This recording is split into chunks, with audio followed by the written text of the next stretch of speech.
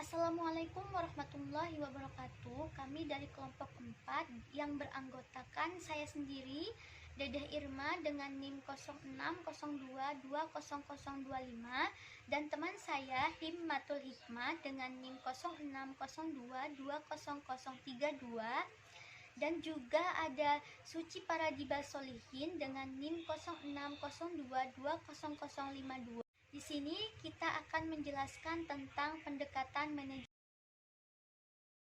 Baik, materi pertama akan disampaikan oleh saya sendiri, yaitu tentang pendekatan manajemen konflik berbasis nilai-nilai dalam Al-Quran.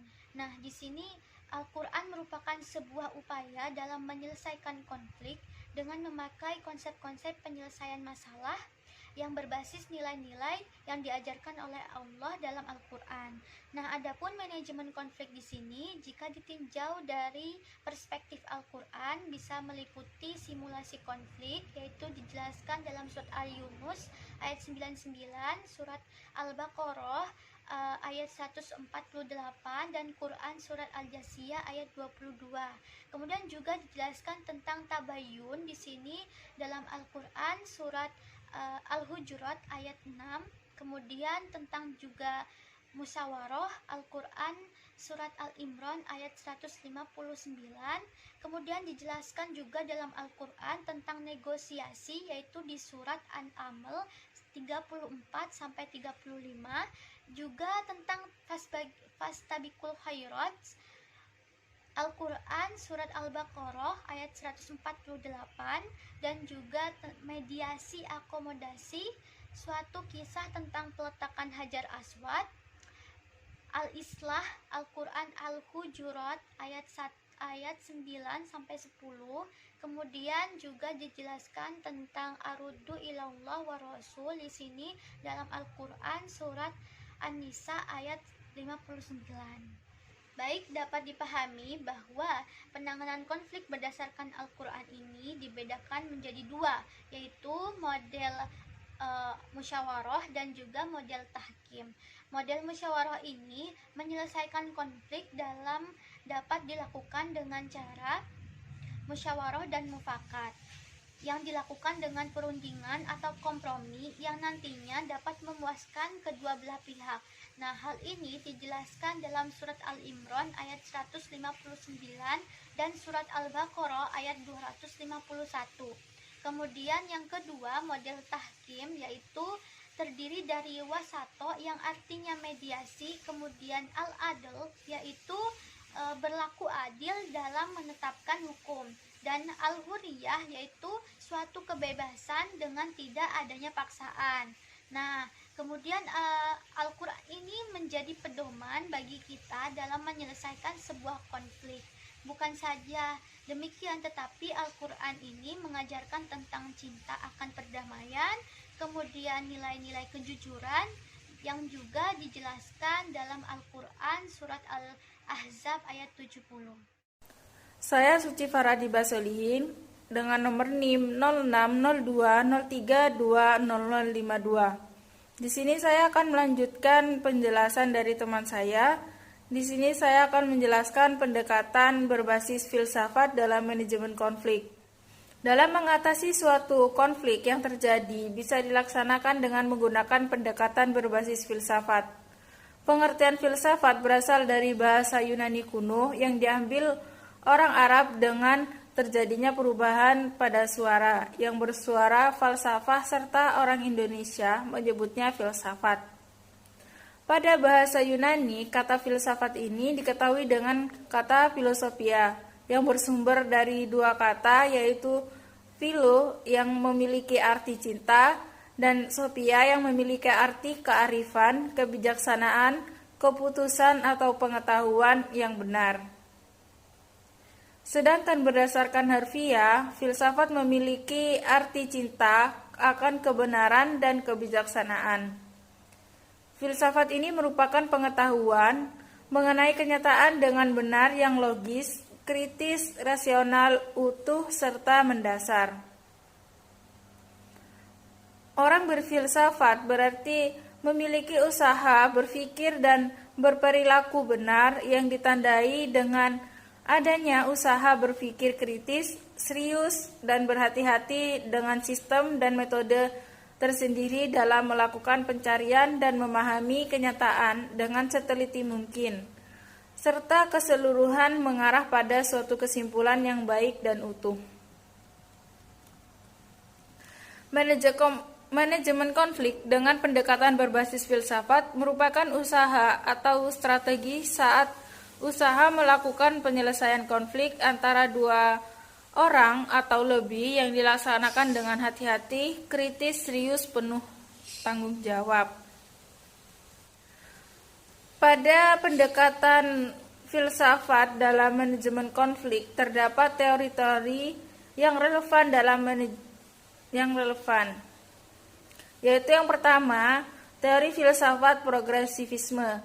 Filsafat ini berpandangan bahwa kemajuan seseorang dalam mengembangkan bermacam-macam ilmu pengetahuan berdasarkan tata logis dan sistematika berpikir ilmiah.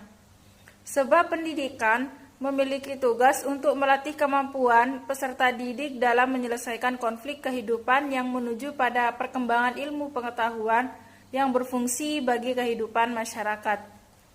Teori yang kedua yaitu filsafat esensialisme yang memiliki pandangan bahwa seseorang merupakan sebagai bagian dari alam yang bersifat mekanis dan patuh pada berbagai hukum yang objektif.